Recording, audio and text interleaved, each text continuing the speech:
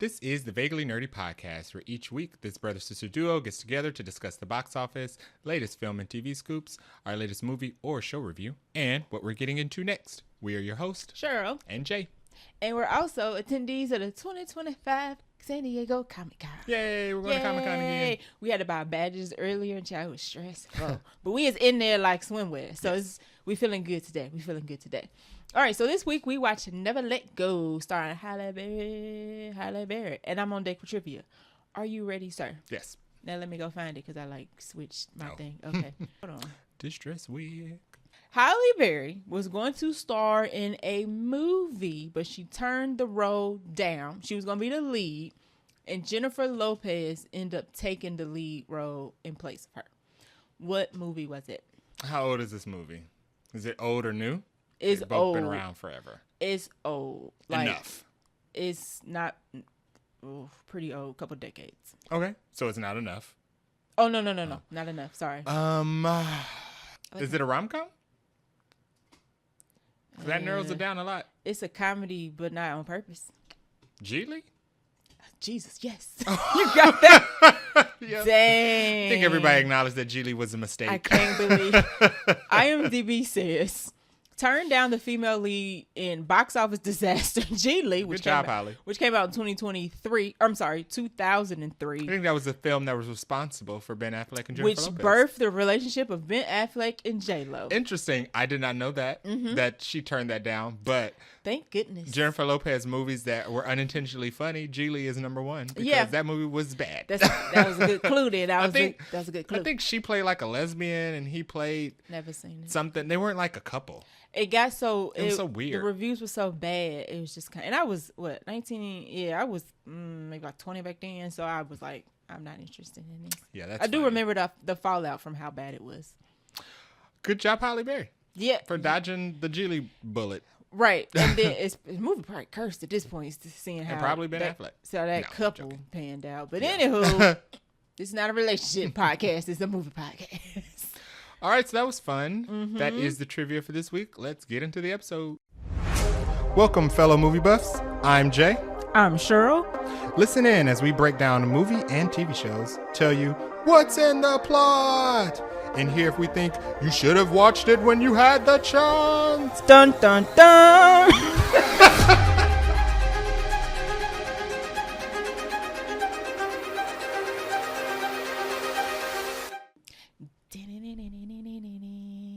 Okay, so we got a little bit of news, we got a few trailers, and we got a little bit of bunch of crunch before we get into our review for Never Let Go.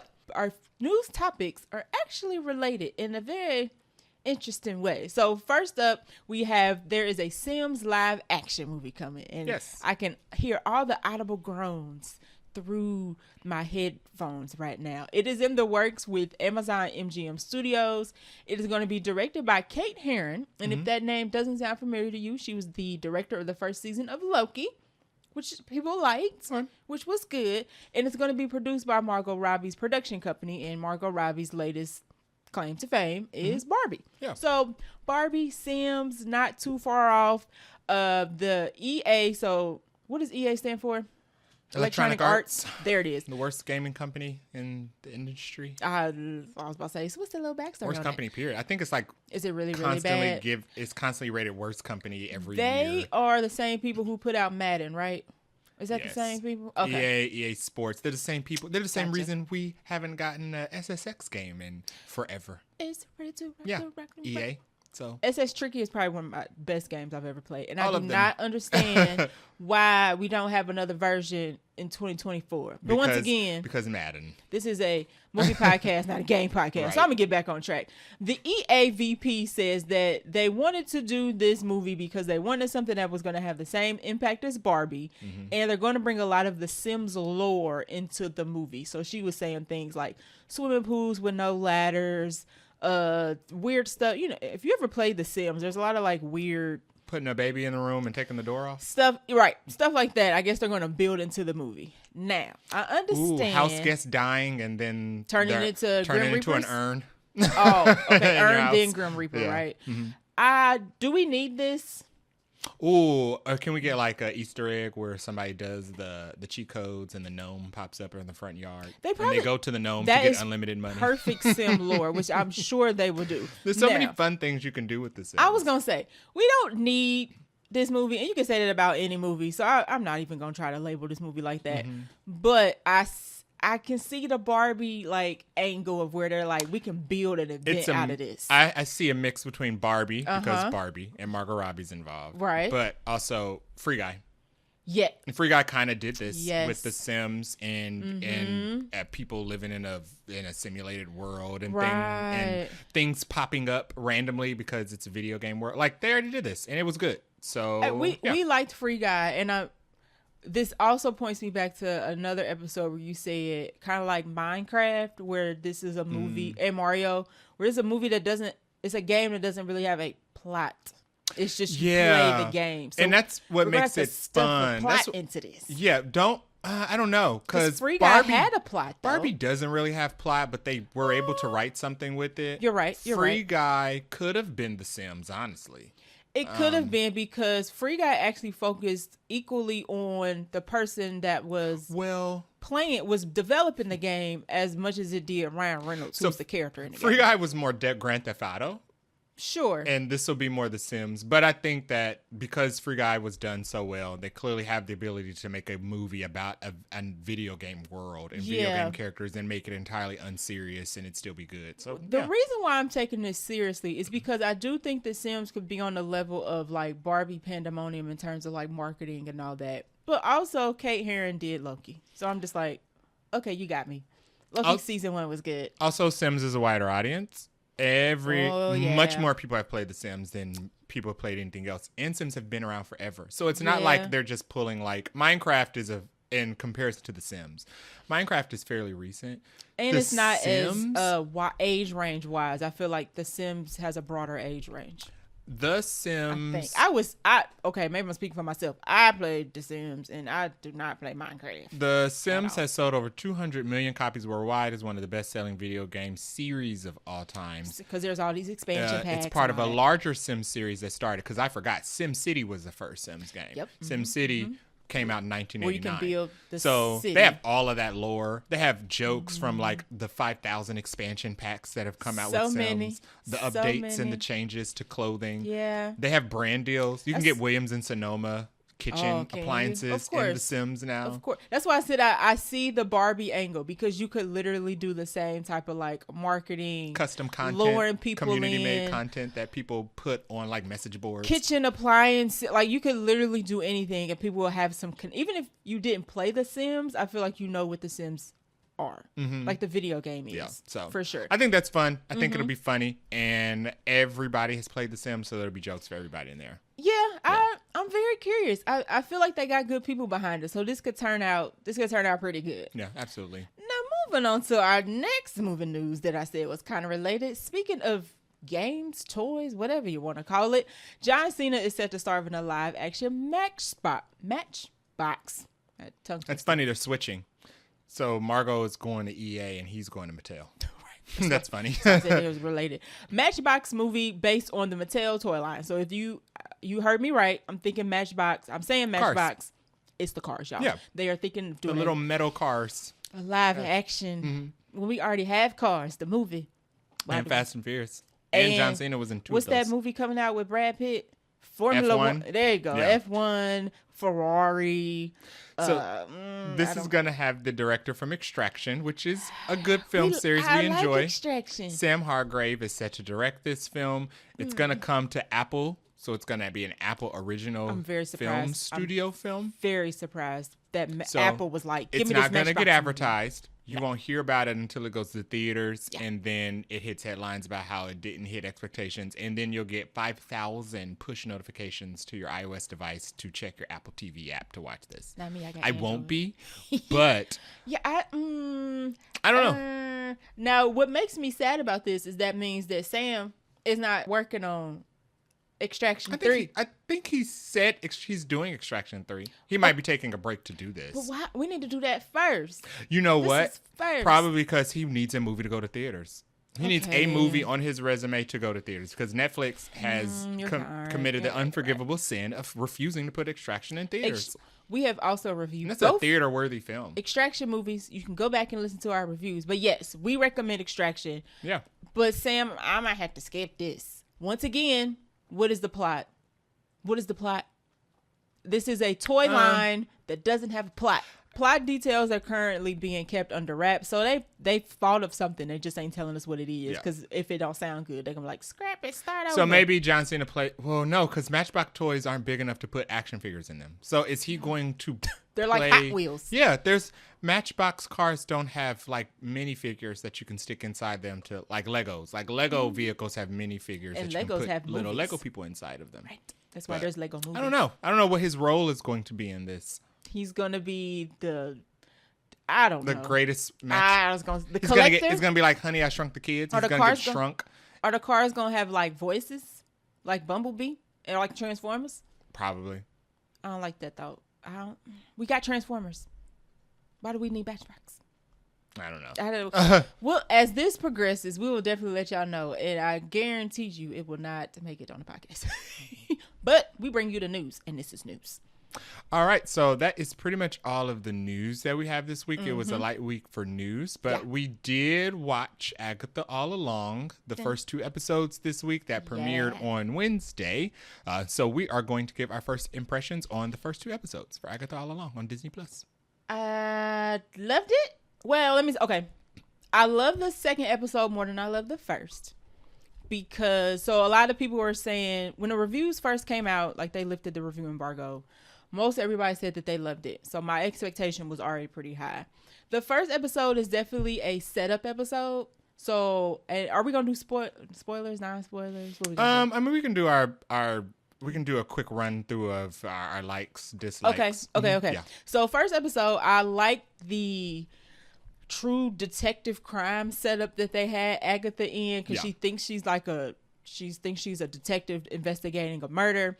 I like the little hints of like Wanda here and there within the episode. I like that we got a lot of people from WandaVision and Westview. And then I also like the fact that you could tell that Agatha was tweaking.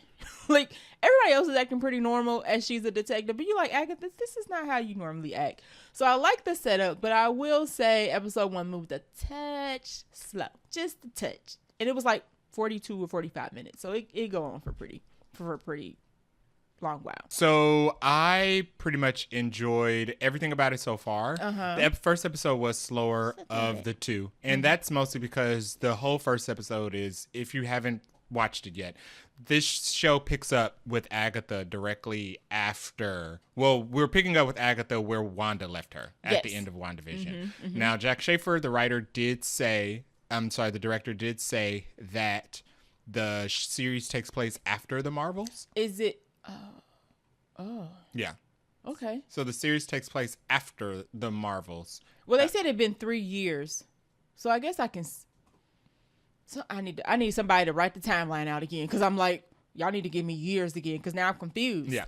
So it's been 3 years since WandaVision ended. Yeah. The rest of the town has kind of gone back to normal because they've been out of the spell. But Agatha is still stuck there. So the first episode is Agatha being awoken and having to do a lot of catch up to figure out what happened, how long she's been gone. Right. She ain't happy about it. Now, and word's gotten around. Coincidentally, yes, they waited until she woke up, which you pointed out. Word's gotten around that Agatha has lost the Darkhold. So her enemies are coming for her. So the whole motivation of going on the Witch's Road and starting the Covenant in the show isn't just to get her power back, but it's also because if she doesn't get her power back, the people that she got Goon Squad, right? The people that she's been doing bad against using the Darkhold are going to come back and get her. Right, and you're right. And the reason why I mentioned the timing is because, and I mean, it's just convenience. It's a TV show. Like sometimes you got to suspend your belief, but the timing of teens showing up and the timing of people showing up to get her now that the Darkhold was missing was like perfect. And I was like, okay, I mean, who put out the owl to say something was about to pop off? Yeah. I do like all of the characters. Yes. I like what I did not know going into it is that I knew all the witches were different types of witches, had Yes. different types of powers, but what I did not know is that that's kind of what's required or the smart thing to do when building a coven. Okay. She was looking for a divination Specific. witch, a protection witch, a potions. She was looking for a diverse group of witches, which I didn't think of. They're diverse in skill and in ethnicity. I didn't. In watching the trailers, I'm like, who are these I thought that one, she was getting a hodgepodge group of people. Oh, okay. Okay.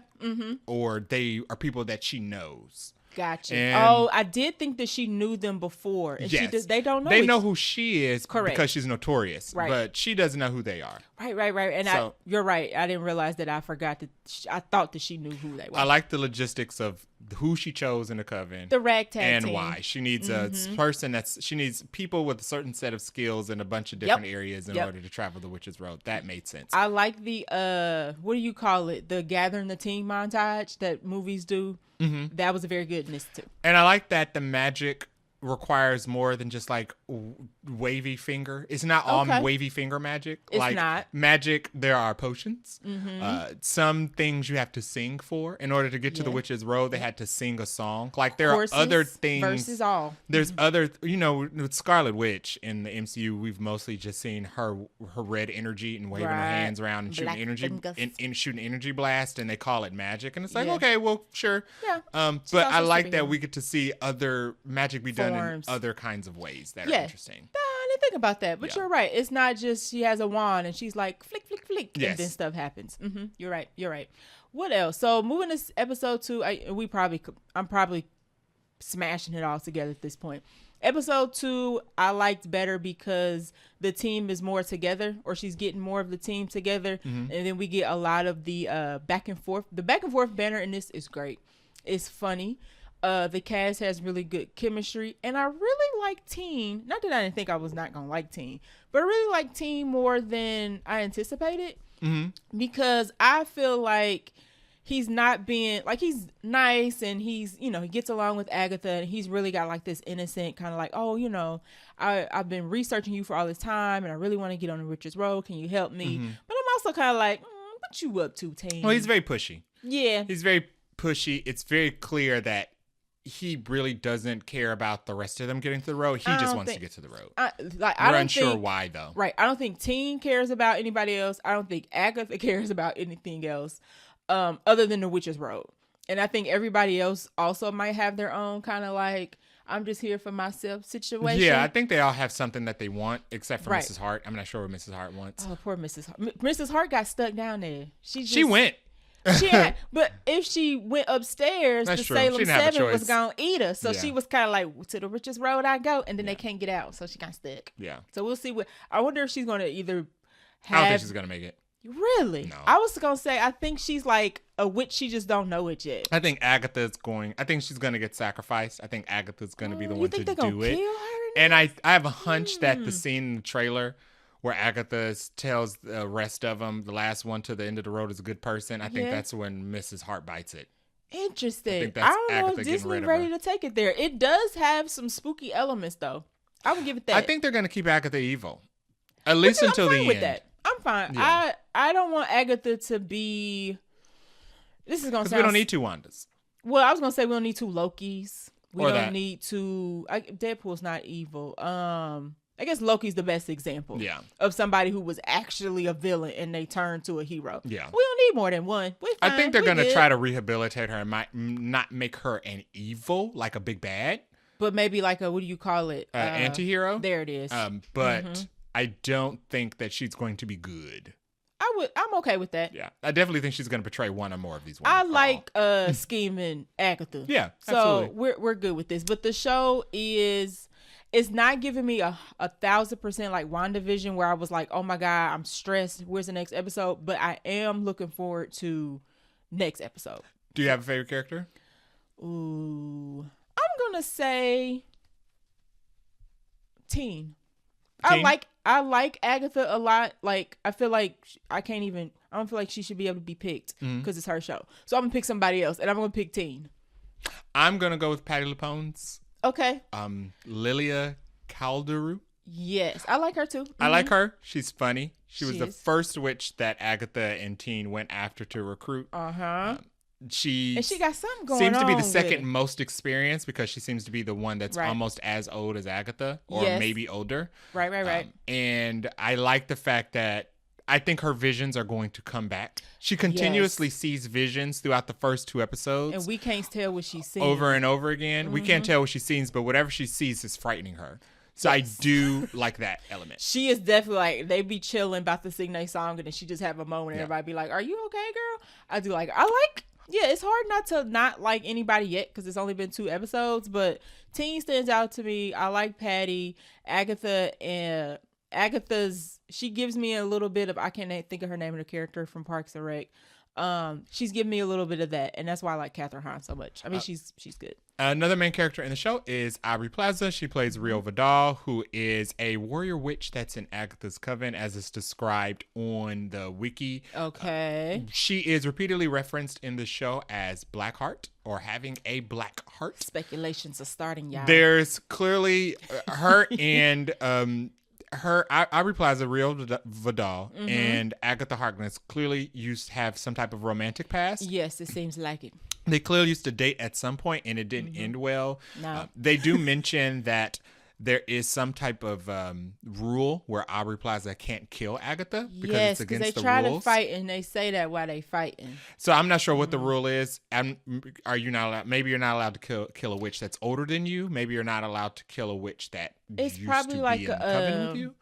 In John Wick, where they had the little piece, you do a little blood finger stamp, and they're like, long as this finger stamp exists, you can't kill the other person. So yeah, I don't know. Maybe they have like some personal deal. It doesn't seem like it's a you can't kill another witch thing because the Salem 7 are absolutely coming to kill Agatha, and she's killed a whole bunch. I was gonna say Agatha. The reason why they mad at her is because she killed them at the beginning. But she's referenced repeatedly as Blackheart. When Agatha goes to Patty LuPone, who's the divination witch, to get the list of names of coven members to recruit. Right. Instead of writing Rio's name on the piece of paper, Patty LuPone just sketches a picture of a black heart. Right. And there are speculation. They mention a black heart. Oh, Aubrey Plaza's character mentions that she does have a heart. Her heart is black. Yep. There's been some speculation going around. Of course, our people are doing any and everything MCU they fans. can to try to get Mephisto in here. Lord, who's to blame for Mephisto? Is that Eric Voss from New Rockstar, or is it somebody else who got us on this path? Well, honestly, when they decided to do Mephisto is essential to Wanda's storyline, so when they decided to do the whole Wanda going evil thing, we ain't gonna let it go. They just decided not to do that part. So he's got to be in there. We ain't gonna let it. We are not gonna. Kevin's probably like, could y'all please move on? But anyway, to reignite the Mephisto might be involved rumors. Right. Blackheart has come up. Blackheart is a Marvel character. He is a pre-existing Marvel character, not somebody that was just made up recently for the series. Blackheart is the child of Mephisto. Apparently, there was a massacre. And this is just me picking up Blackheart lore from the internet because I was not aware of who Blackheart was. I didn't know who Mephisto was. I didn't know till you said, because Mephisto's been around since original Secret Wars. But anyway, Blackheart is Mephisto's son. Apparently, there was some type of evil event that happened in some town, and Mephisto gathered the dark energies that were accumulated because of that evil event and created a child named Blackheart. Oh, so what Wanda did? The character is not really big, so there shouldn't be a whole protect the sanctity of the gender of Blackheart. I was gonna say, Aubrey Plaza is this character never comes up, like never. Listen, people gonna find a reason. Mephisto comes up, right? This character never comes up, so maybe she is the daughter of Mephisto. She has said that she can't wait till people realize who she is. So she's somebody. She's the daughter of Mephisto. That's Jay calling it. In comic lore, Wanda stole pieces of Mephisto's soul in order to make her children. Well, and we definitely are on board thinking that Teen is Billy. Yes. And if Teen is not Billy, I think we all gonna collectively burn something down. So, do I think Mephisto is involved? Absolutely not. I think that Mephisto is just, they're going to continue to say that just to keep people interested and keep the speculation. It's funny going. At this point. Like at first, I think we was real. Like, I think it's cool though.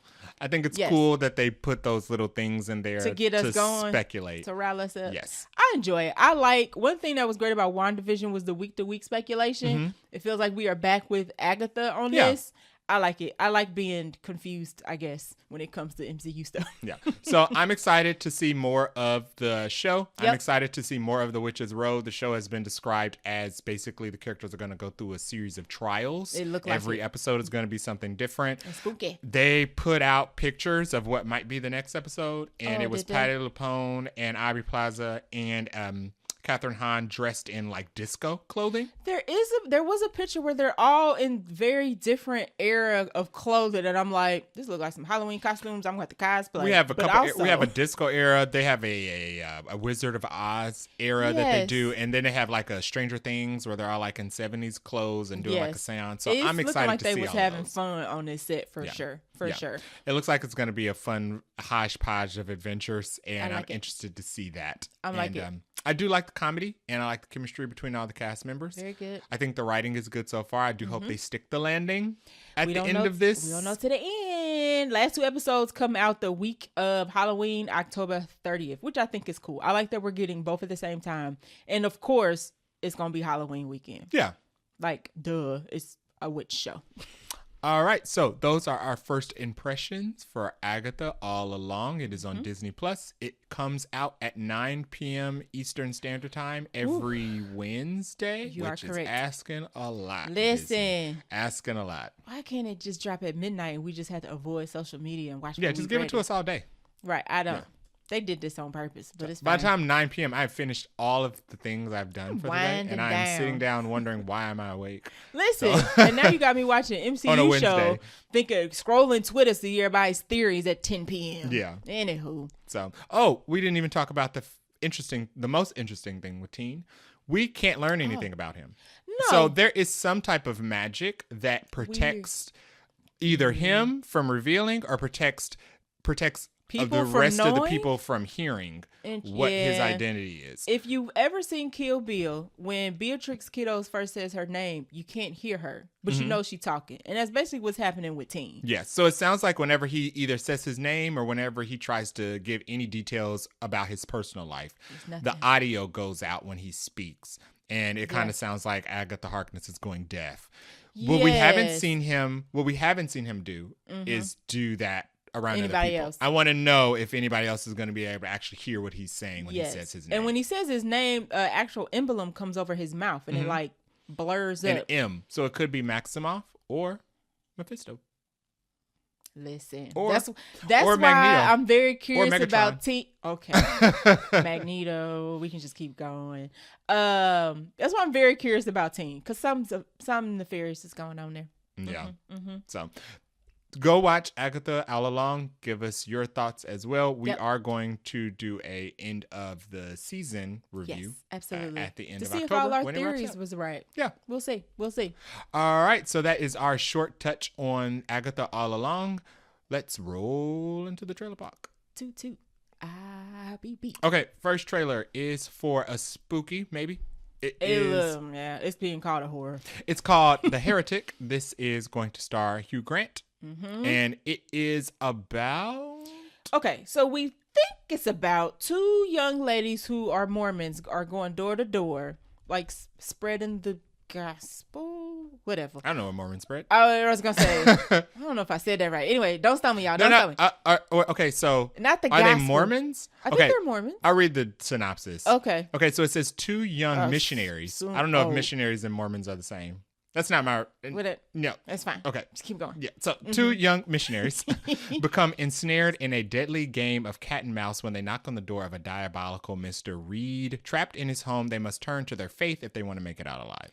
Yeah, he seems cuckoo for Cocoa Pops. He definitely traps them in the house, and it looks like they're going through a maze in his basement. Yeah, so they are religious, spreading the gospel. Yeah. Because they're missionaries. And he's a and he heretic. seems to also be religious as well. And it seems like he was expecting them. Yes, because a heretic is usually somebody who's religious, but their thoughts about the religion are like totally opposite of what the religion's actually based on. And you're like, are you sure you what you say you are? Yeah. So in the first trailer, this trailer doesn't really give too much detail. No, it's very short. The first trailer, though, shows he has 2 doors in his house. One is for belief and one is for disbelief. Right. And he tells them they have to choose which door they're going to go through. Now, what it sounds like to me is that these girls are missionaries. Yeah. And one of them probably is wavering in the faith, or both of them. Okay. And they were probably sent to Hugh Grant's house by the church. And as he like as a test, because he seems to be prepared for them to show up. He does. He has a maze and an obstacle set up for them. The light switches are like timers or something. And when the girls go into the house, as soon as she notices a blueberry scented candle, she freaks out and she seems to know that they're in danger. So I think it might be a test. They were sent by the church. One of them may be going on the wayward side, and they're like, well, we need to test them. Let's send them to Hugh Grant's house. Yeah, I hope it's not like torture. I hate spook torture them back movies. to God. This is coming out. Oh, it's coming out November 8th, so it's not very long. No. So it's not going to be torture. It doesn't look bloody, but it does look ghouly. So it looks very Hereditary-esque. Lots of figures in the dark. Jesus Christ. And it's A24, so yeah. You're right. And it's A24. Oh, my God. So, I don't know if it's going to make it on podcast. It might be too much for me. It might be too much. Really? It looked good, though. It does look good. The director, Scott Beck, also was involved in 65 and A Quiet Place, the first one. Interesting. Yeah. Okay. To be determined. Oh, and The Boogeyman. So, yeah, he's got some good credits under him. Lord. The Boogeyman was that Stephen King one that just came out not too long ago. I mean, it looks good. I just don't know if I'm going to be able to handle it. That's the problem. Next stop on the trailer park is for The Office Australia. This is going to be an Australian remake of The Office, which everybody knows what The Office is. So this will be the third remake of The Office. This is going to come out on October 18th internationally on Prime Video. So this is the third one. The first Office was UK. Yep. And I'm pretty sure they had the same thoughts about the American Office when the American Office was premiering. I'm sure they did. Okay. So in the spirit of consistency, I'm going to mirror those thoughts for Australia and say it's unnecessary. They probably thought it was unnecessary for us. It don't look funny at all. No, I mean, you know what? Ooh. You know what? Here's the thing. Is it like Australian I don't think comedy? the UK Office is funny, but I think the Office thrives on regional humor. Okay. Yeah. Because I was like, none of this. I'm not giggling. I'm not hee hee hawing. I'm not even interested in the case. I think you have to be part of that society to get the jokes. So it might just blow like up. American Office. It might blow up in Australia. Yeah. Okay. If you are in Australia, please let us know how this goes, because I was like, I'm not getting it. No. So it looks like that it's going to be the exact same as the regular Office. Exactly the only thing is that they are working at a packing company instead of a paper company. And it's literally almost like the same. They got the same type of characters. They just look different. Yeah. And Michael is a woman this time. Yes. So, and what's his name? Not Jim. Ooh, Dwight is a woman, I think, this time too. Yeah. Like the character that plays the same parallel, it seems like a woman this time. So I'm not going to watch this, unfortunately, because The Office has been made twice. The Office has been made twice. I will make a confession. I prefer Parks and Rec anyway. And after Parks and Rec came out, Parks and Rec was funnier. Don't stone us, y'all. We're going to get a lot of down. Parks and Rec was funnier than The Office. I prefer Parks and Rec. I got it I got the whole series on DVD. It was. Parks and Rec was just funnier. I just prefer it. That first season was goofy and a mess, but I still watch it, though. I still watch it because it's still good. It's fun. But the rest of those seasons, from 2 all the way to the end, masterpieces. All of them. So good. Yeah. So The Office people, don't stone us. We didn't say The Office was bad. We just said we prefer Parks and Rec. Yes. And I'm pretty sure I would take a Parks and Rec remake. I would do a Parks and Rec. No, you know what? But a different branch of government. Okay, I was gonna say I would put it in like Abbott Elementary. I would do it Abbott but they're already doing that, because I was gonna be like education, Department of Education, but Abbott Elementary is kind of. I don't want them to step on Abbott Elementary toes. But you could leave it as a park, but you could just put it in like a park's in a different city. And like put it in like an urban area. Well, they made it up, AKA black, because Pawnee was made up. Exactly. So they could just make up another town. They should do a Parks and Rec and reboot. Like, Southside Chicago. Yeah. That would be good. Yeah. We are literally making up TV shows talking about a different We're talking about a completely different show. So back on topic. The Office Australia is coming out on October 18th. Yep. It looks like The Office. Last stop on the trailer park is a good one. This is for, the other ones are okay. This is for Mickey 17. This is a movie that is coming out on January 31st, 2025. It is going to be directed by Bong Joon-ho. Yay. Oscar-winning director. Excuses. Of Parasite that they are still trying to remake an American version. All right. Yeah, you are with right. Mark Ruffalo. What? It's funny because Mark Ruffalo is in this Mickey 17 It's funny movie. because as progressive as Mark Ruffalo is, you would think that he would be like, hey, just No, watch thank you. the Asian film. You know what, Mark But- Ruffalo, like, if it's good, sure. Monet.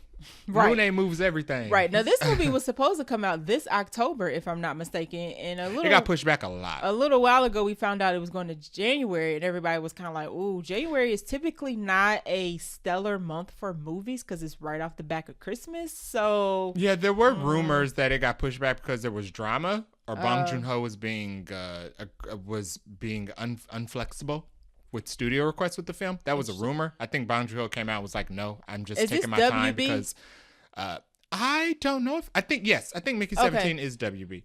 then I believe him. I think Bong Joon-ho was like, no, I'm just taking my time because I like making things good. Okay. Instead of meeting Interesting. deadlines. So yeah, this is going to be the Warner Brothers. This is going to star Robert Pattinson, Naomi Aki, Mark Ruffalo. Hey.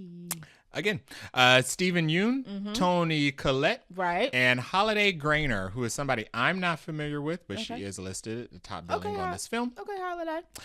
This has a budget of $150 million. I can see it. What is this about? This is about a man who has volunteered to, well, not volunteered, who signed up to be a disposable employee. Yeah. A disposable employee who's sent on different human expeditions. The main one in this film is to colonize the ice world, Niflheim. Sure. Like Frost Giants from Thor? I was thinking, oh yeah, That's what it I was sounds thinking like. Nibelheim, like Cloud's hometown in Final Fantasy. Listen, we was both on two different other projects on this. But it looks like it's all going according to plan. He goes out on disposable jobs. He dies. They Right. make another copy. Unfortunately, it looks like one of his copies lived, so now there's two. And it's not supposed to be two. And it seems like the crux of the film is going to be about deciding which to kill. It looks like they are trying to kill each other. It also looks like Mark Ruffalo is like It looks like saying there's a we need to political pick- angle as well. We need to kill one of these. It also looks like maybe they both don't want to die. Yeah. So Robert Pattinson plays the title character, Mm-hmm. Mickey Barnes. He is Mickey. There is several Mickeys. There's going to be 17 Mickeys. 17. Well, I think don't know because the credits only like did 4. Well, random you know, you can Mickeys. only go for so long. Right. I don't think they need to show us all So the 17. 18th Mickey is supposed to be poised as the Right. evil Mickey who wants to kill Mickey 17, or I guess they it's based on a book. It is. And I think it was not 17. It was like 7. Yeah. And then Bong Joon-ho was like, He just liked the number. we just want to do it more time. So I added 7 more Mickeys. So it gets more confusing with the more Mickeys, but basically they're fighting to either kill one. Only one can survive. Right. So they're fighting each other until one dies. Right. And in the background, there's also like The corporation or whatever. an argument of who deserves to live. Interesting. The 17th one Right. or the And it- 18th one. And it doesn't seem like they feel any pain. Or maybe he just dies so much he doesn't care Okay. because he knows he gets copy. I don't know how the copy process works. That is very interesting, He gets though. put through like a tube or something. Yeah. And he come out all whole with new hair and whatnot. Yeah. So, like, how does the copy process work? So, if I want to sign up to be a disposable probably on employee, the, in the- am I like the first one? Do I have It's- to go first? Or Right. do they just like make a copy and They- they send the copy out? Oh, you're saying what happened to the old number 1? Where's Mickey and 1? I don't know. They probably got copies of his, likeness and stuff in the cloud. So they just drag and drop new Mickey. It's Bong Joon-ho, so we know it's going to be good. We know it's going to be well written. Yeah. And we know it's going to have some type of interesting plot twist or message behind it. I didn't realize it was going to be, it doesn't give comedy, but it doesn't give drama. It does look like it's going to be funny. Yeah. So I was Yeah. like, oh, this is it has a different feel than I thought it was Yeah. going to have, which I was pleasantly surprised about. Excited to see more of Toni Collette. Sure. Yep.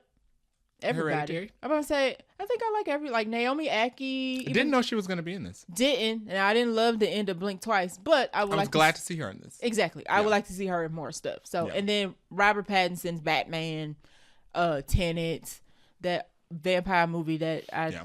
watched but didn't really want to Robert watch. Pattinson's becoming like one of the greater actors to come out of this generation. Exactly. Like So- if you had told me and you when we were sitting out Watching and Twilight? watching Twilight For marathon, no reason. if somebody had come back from the future and was like, you guys are You're going to gonna love Robert love- Pattinson in like 10 years. Right. I would have never believed You're that. gonna love his Batman, and I'll be like, he ain't supposed to be Batman. Yeah, which but- is exactly what I said. And then Funny. I was like, ooh, I like this Batman. All right, so that is the last stop on the trailer park. Let's dive into this bunch crunch. All right, first bit of crunch. Colman Domingo, who is like in any and everything right now, and I ain't mad at it, is also in talks to star in I almost said Stephen King. I was like, that don't sound right.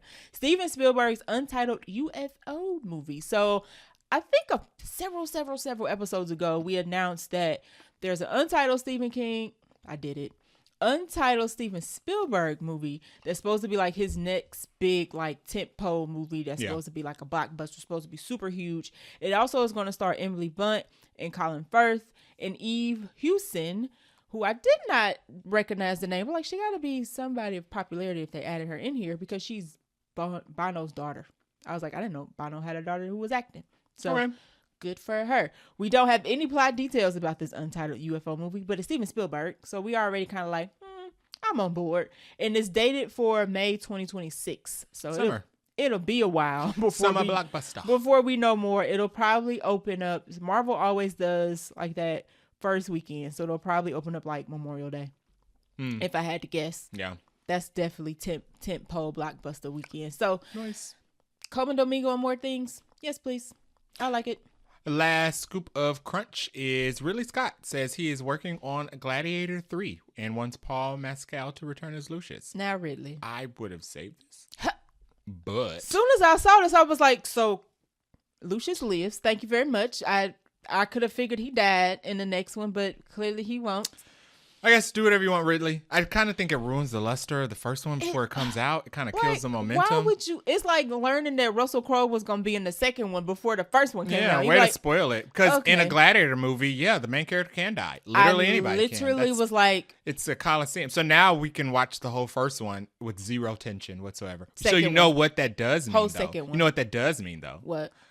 Pedro Pascal is dead and Connie Nielsen is dead. Probably. That's what that means. And Denzel Washington either dies or doesn't succeed because might the be whole on the point, chopping block. the whole point is for him to become the king, to take power. And Unless he does win. And I don't know if he can keep the gladiators things going. So yeah, because you're right. So the gladiator fights were still going on at the end of this second movie. Yeah, because it seems like Denzel Washington's character motivation is to take power to end the whole slavery battle thing. Yeah. But if there's going to be a Gladiator 3, he clearly doesn't do that. Really? So. When I saw this tweet, I was like, no, why would you tell us that before the movie came out? I mean, I'm not going to not see it, but now I'm going to be watching it like, well, we know he's not going to die.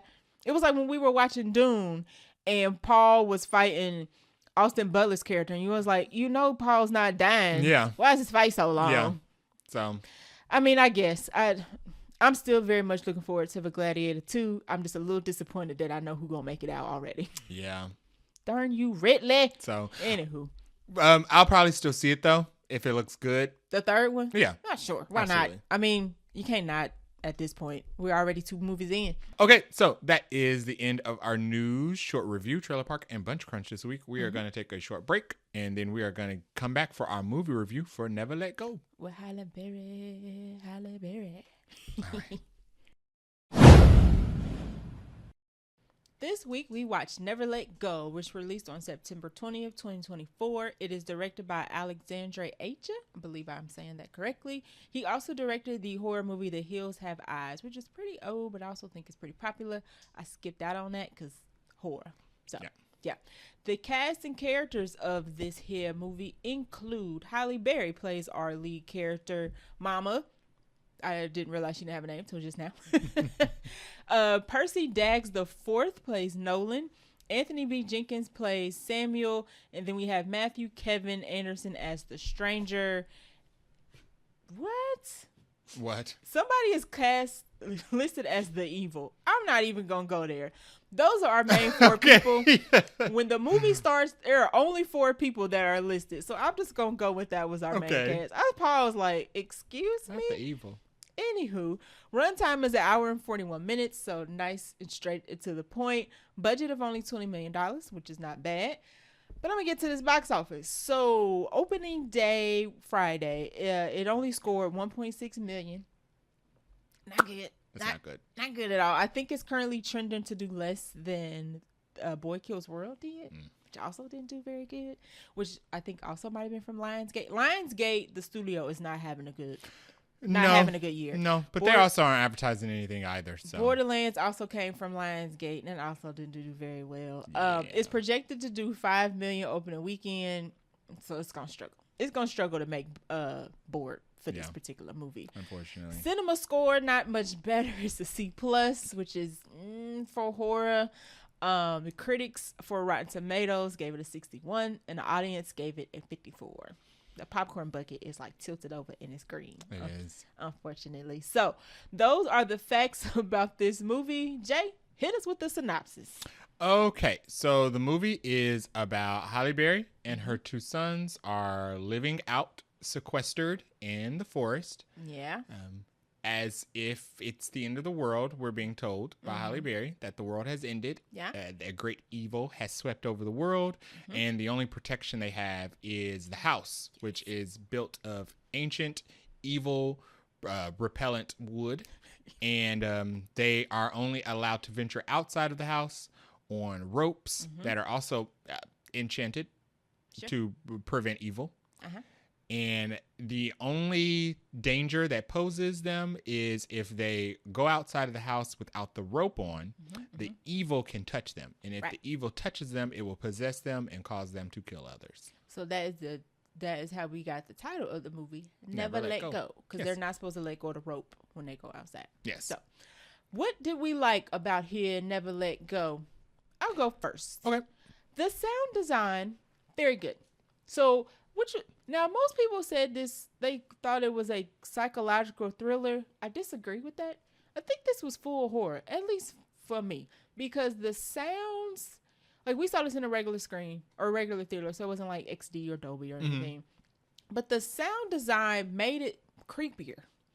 And I was very kind of like, I'm scared and I don't know what's about to come just because of the sounds that are being made. Sound design was very good. Love the acting from everybody. Kids, top notch. The sons in the movie are twins. Yes, Samuel and Nolan. Yes, so child actors, I want to see more from them. Hope they continue on this path and be in other movies because they were very good. Halle Berry was also very good. This was a different kind of character for her to play. So acting was good. And then what else did I like? I like the runtime was nice and crisp and to the point. Yeah.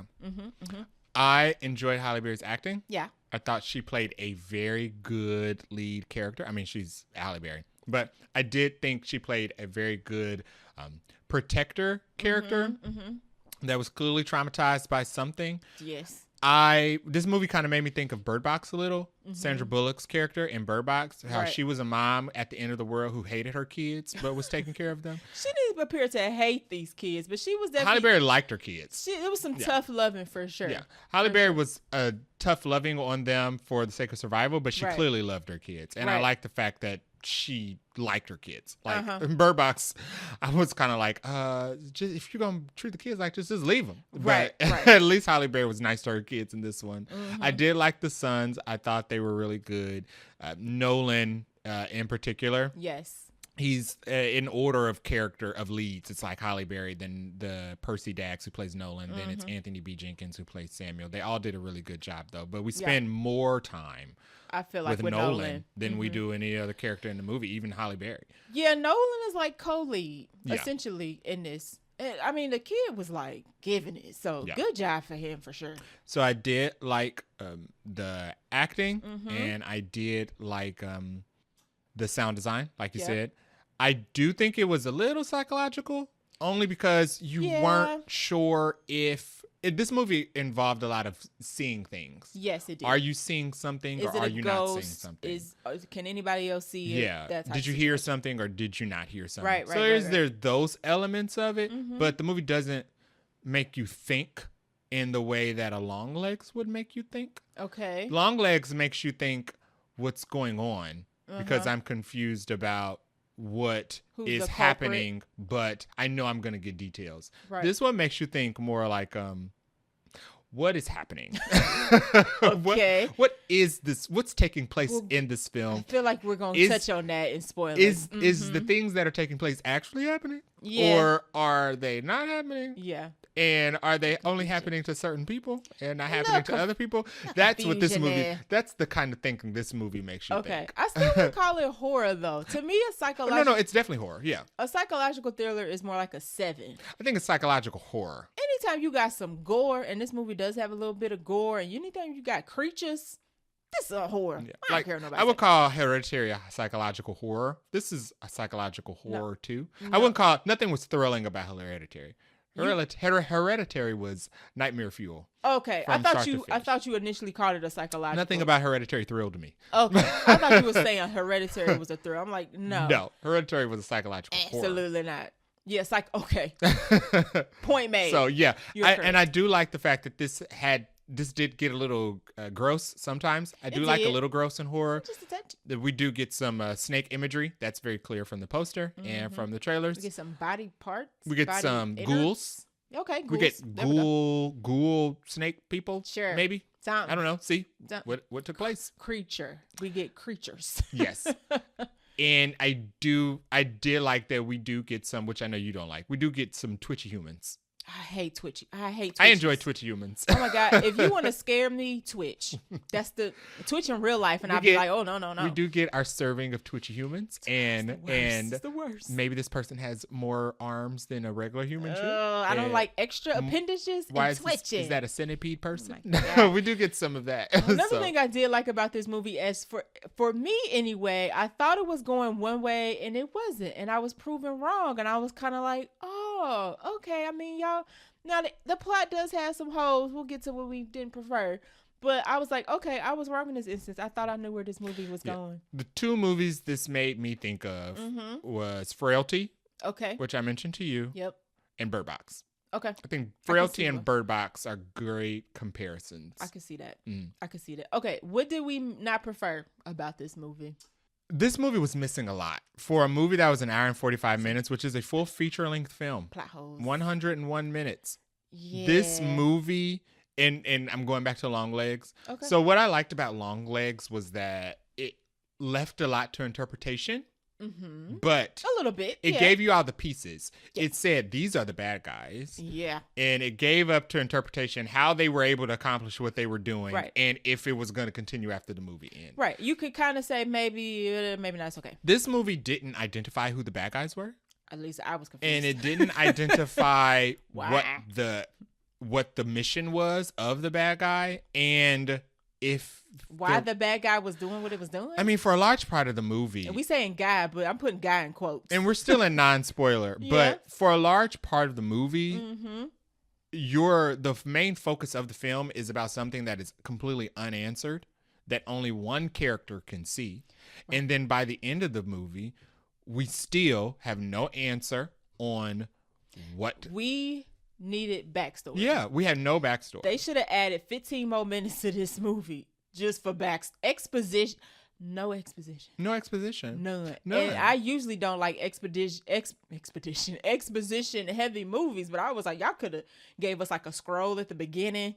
Y'all could have, like, the son gives an explanation for where they are right now, but Mama needed to give some explanation to what happened before the boys exist. Also, I have a thing. This movie opens up with some narration. I have a thing about narration. If you're going to narrate it, keep it consistent. You can't narrate a movie from the beginning and then we never hear from that person's perspective for the rest of the film. No, the movie opens with Nolan narrating. Yeah. And we stick with him for the most of the film. He's our main character for most of the film. Yeah. But we don't really get any more of his thoughts. You said it right earlier when you were like, it feels incomplete. It does. It feels like the movie wasn't finished. The plot, like, the directing is fine, but the script is not fine. And the actors did the best they could with acting and bringing emotion to what the situation was. But the plot was, at the end, you're kind of like, but what about this, and this? And I was just kind of like, I mean, I don't want a part 2. I just want you to put it in this part. All of my issues with the film stem from the fact that I had a hard time explaining what this movie was about at the end to somebody. When it went off, I was like, huh? Somebody asked me what the movie was about. I said, it's about a woman and her kids fighting against evil in a forest, but the evil might be one of them, and the evil might not exist. Sure. And they were and they just replied and said, I don't know what that's about. So I think we close to spoiler territory. Is there anything else you want to highlight that's non-spoilery? No, I will say that it was shown in the trailer that there was images of Halle Berry possibly eating somebody and walking through the house on fire. Yeah. So I do think that they kind of gave hints that the evil could involve the family members as well. But they probably should have saved that. Yeah. I agree. One thing I will say that I don't think I mentioned in my likes is that they did a very good job of portraying the characters in struggle. So they're in the middle of this forest. It's the end of days. Things start running low, and the characters they already look weathered, but they start looking more and more and more weathered. So they did a very good job of, they weren't crispy clean, obviously. They hammer home the survival, how dire it was. Exactly. They did a very good job of setting up the direness of their situation. So I thought that was good too. All right. Any non-spoiler notes? That's all I got for non-spoiler. Okay, those are our non-spoiler thoughts. We are about to dive into the spoiler review of Never Let Go in 3, 2, 1. So I thought, one of the things I said I liked about the movie was the fact that I thought it was going one way, and then it kind of not flipped because other people probably saw this coming. I thought wrong, essentially, and I was okay to be proven wrong because through the whole movie, through most of the movie, first hour, I thought that Halle Berry's character, Mama, was tripping. And I just thought she was crazy. And I was just kind of like, Nolan is the son who's like, I'm tired of this life. I'm young. I ain't meant for this. Like, Mama's not been able to prove that what she actually sees happens because they don't see anything. So let's do the full synopsis. Okay, go ahead. Now that we're in spoiler. Boom, hit it. So full synopsis. Halle Berry and her kids live in the woods. Yes. In a home that was her family home. Yep. Her dad and her mom. She killed her dad and her mom. Yeah. Because of the evil that she has told her sons had spread across the world, possesses people and causes them to kill each other. Because if they touch you done. That kind of sounds like Bird Box. You mentioned when we were watching it how you were wondering if it was an evil that they could see or not. Right. And in Bird Box, we couldn't really see. It was kind of like the evil was like in the air or whatever. But Bird Box caused people to kill themselves. Right. So it kind of sounded like Bird Box in the reverse for this. And we also find out that everybody else in the world is dead as well. So it's not like they are. Well, that's what Halle Berry has told the kids, and that's the opening narration. And the kids don't have any access to the outside world, so they technically are believing, except Nolan, what she has to tell them. So what the evil does is it changes shape. It shows you what you want to see, kind of like Bird Box, and it lures you out, and it touches you. And once it touches you, you're gone, and then it'll possess you to kill everybody else around you. Exactly. So the reason Halle Berry killed her parents is because the evil got to them. It's kind of weird. Skip right over it too. Like they say it, and it's just like next. Yeah, they kind of just, and it's kind of just a line that's dropped by one of the kids. Yeah. And he was like, is that why she killed mama or granddad and grandma? And the other son's like, yeah. And it's like, so it's, okay. They established very early on that Halle Berry will kill anybody who is at risk of being in danger by the evil. Exactly. To protect the family. Yep. It's because she killed her own parents. Right. And she makes the boy, any instance or suspicion she has about the boys, they have to like touch the wood in the house and say this. I'll call it a prayer. And obviously, if you don't know the prayer, that means that you're evil. So she tests the kids several times throughout this movie. And that was my first note. So when did they get the knowledge of how to survive and the chance? Well, that was my second note. Where did the traditions come from? Yeah. So we get a little bit of exposition from Nolan, I believe, how at the very beginning, the dad was the one who evil-proofed the house. Yes. Because the mom, their grandmother, was the one who was first afflicted. Saw it, I guess. Seeing the evil. And she didn't want to leave the house. And she would wander. And she was afraid to leave the house because she was afraid the evil would get her. So the dad made the enchanted ropes that prevented the evil from touching you as long as the rope was wrapped around you when you left outside the house. But how? Nobody's a witch. Right. That we know of. I was confused as far as, but all of this took place prior to the great evil taking over the world, because this was before Halle Berry lived there. See, here's the problem with the movie. The evil is supposedly taking over the world separately. separately, but then it's just kind of like There's also an evil in the forest that's specifically haunting just for her them. family. And it's like, well, what is the evil's mission? Right. Is it to take over the world, or is it just to focus on your family? Right. And how do you know that the world is done? Because you've been here all day. Right. So we find out that the grandmother and the dad died because the grandmother went crazy and saw the evil first. It got her, and then it got the dad, and Halle Berry had to kill both of them. That's how it's explained by Nolan. Okay. I was like, that is Nolan's recollection of events. Sure. Nolan and Samuel's. I liked Nolan. So I like Nolan and Samuel's recollection of events. That's what took place. Okay. I'll give him some grace. And Halle Berry and the sons have been living in the forest ever since, just surviving off of hunting barely. And it's indicated pretty early on that Nolan doesn't believe her. Yes, Nolan is I need some proof child. Yeah. And he ain't got no proof. He just no struggle. They're pretty young kids. I don't know if we get an exact age for them, but they both have to be like under the age of 11. I was going to say 9 or 10 maybe. Yeah. Nolan's been living out in the woods all his life and he's tired. He hasn't seen other people. And the other interesting caveat about the evil is that only Halle Berry can see it. Yep. The evil does not show itself to the kids. Now, we don't know why. Nope. And Halle Berry says that she does not know why either, but she has a guess.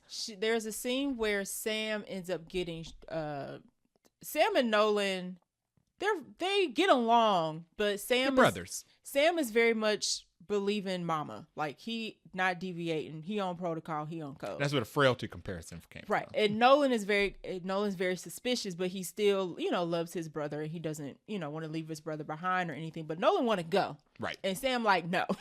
But there's a scene where Sam ends up getting stripped from his rope because Nolan steps on it. Mm-hmm. So Halle Berry has to come get them. And Nolan's like, did you notice what happened when you wasn't attached to the rope? And Sam's like, what are you talking about? And Nolan's like, ain't nothing happened. Nothing happened. And we ain't see, so Halle Berry comes gets the kids, and we see a scene of the mom who's now a ghoul, I'll call it. Yeah, the mom who's a dead ghoul who torments Halle Berry. With a snake tongue. Mm-hmm. We see her, from Halle Berry's point of view, we see her, but from the kids' point of view, we see nothing. Right. And I'm just kind of like, well, she's crazy.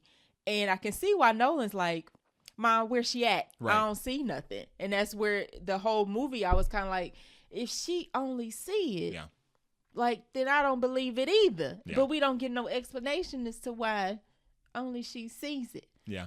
So one of the kids breaks his ankle. Yes, Sam breaks his ankle. And we get pretty much like a time lapse. Very long time from there up until his ankle heals. Right. We get a montage of them going out every day. Yeah.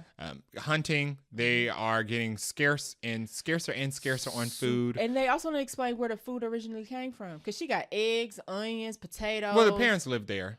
Oh, but how long they been dead? I don't know. Okay, all right. She's pickled everything, so maybe that make it last longer. Yeah. So.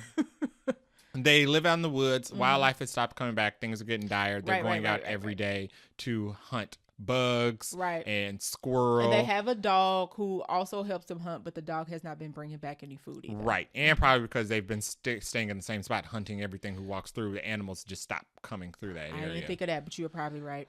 So it is getting real dire. And there are a couple other instances where we get random scenes with Halle Berry seeing other ghouls. She sees her dad as a ghoul. While she's walking through the forest, she sees her dad. Yep. She tells a story of the little girl that she saw as a ghoul. Yes. So which maybe wasn't a ghoul. Before we get to that, okay, we do get a scene of what looks like the kid's dad.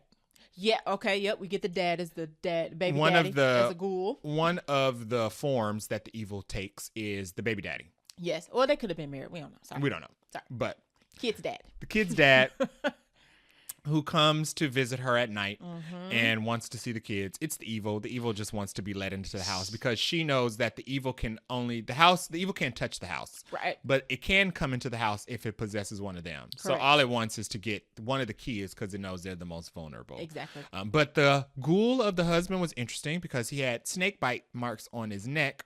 And a chunk. And a chunk missing out of his back. Right in the center. Which is very weird.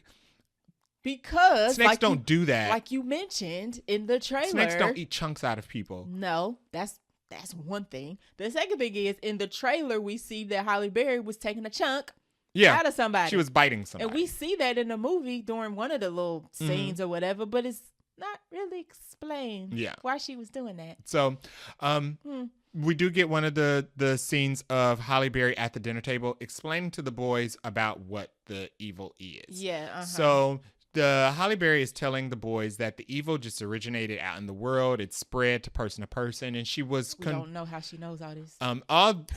For the whole point of the movie up until this point, we don't know why the boys can see the evil. No. And only Halle Berry can. And my assumption was, because at this point I still believe there's an evil out there. And at this point I didn't.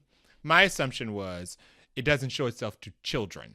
Okay. And that's how it gets the kids, because they can't see it. And you can only see it if you're an adult. All right. And it kind of made sense also because the kids say later that it doesn't care about animals either. So it has a preference. It kind of. That's why I also thought it was fake. They were kind of setting up like rules. Okay. I mean, because I guess the Bird Box thing didn't eat the animals either. Yeah, see, you were seeing it as, okay, I thought they were giving us these are the lore. Parameters or the lore of the evil. And I was just like, this just proving that. But come to find out, it actually wasn't lore crazy. They were giving us. They were just things that they kind of picked up along the way that could have been relevant to the situation or may not have been. Right, exactly. But basically, Halle Berry tells the boys that she thinks the reason the evil won't show himself to the boys is because it wants to trick them into...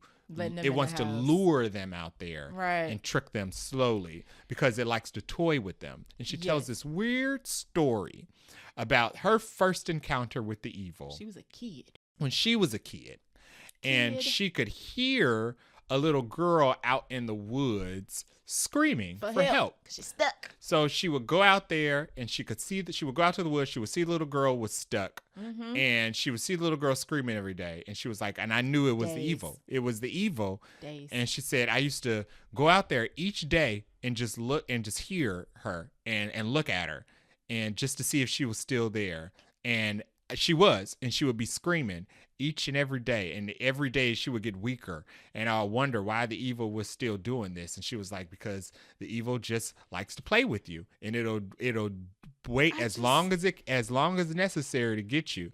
And as she's telling the story, we kind of get scenes of the little girl. Well, the little girl's the opening's jump scare. Yeah, we kind of get scenes of little girl in the forest.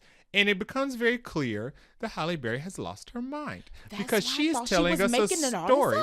She is telling us a story about how she thought that there was a little girl in the woods who was a hallucination. Yeah. And she's telling us a story about how she just watched the little girl starve to death and die in the woods. Yes.